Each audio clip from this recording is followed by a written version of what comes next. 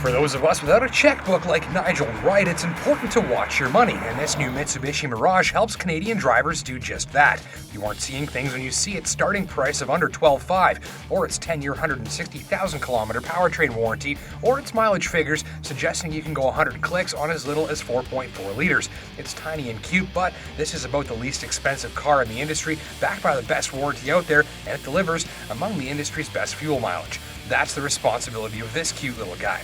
It's a 1.2-liter 3-cylinder, and it's smaller than its own battery, but the 74 horsepower output motivates one of the lightest bodies in the segment, meaning it gets up to speed not bad for a little car. This loaded Mirage SE got the convenience package and CVT automatic transmission, spiking the price to about $17,000 with all the toys. Opt for the 5-speed stick and you'll save $1,200 and still get Bluetooth, cruise, powerful heated seats and mirrors, auto climate control, and remote steering wheel controls too. Outside, dress-up bits like alloy wheels and fog lamps and a hatch spoiler were nice little touches. That's a nice list of features, but I'm still convinced the most appealing Mirage will be the basic and extremely affordable ES.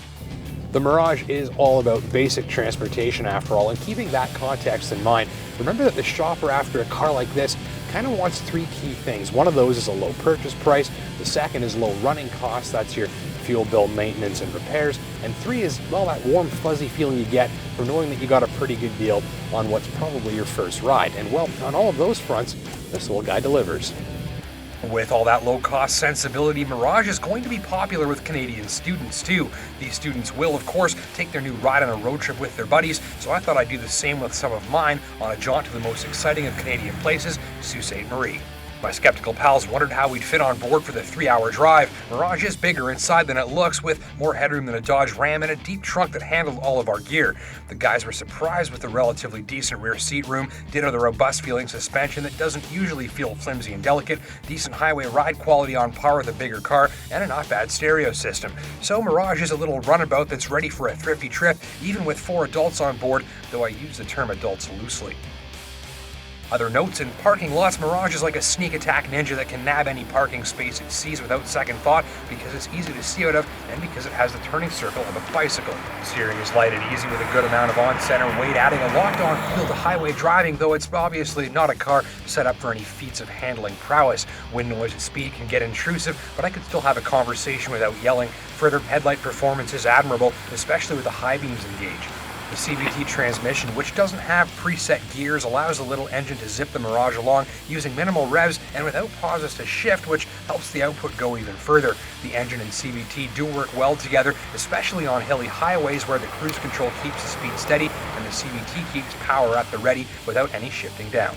Mileage 6.6 liters per 100 clicks on my watch, almost all on the highway with 4 guys, a trunk full of gear, and winter tires mounted while averaging 110.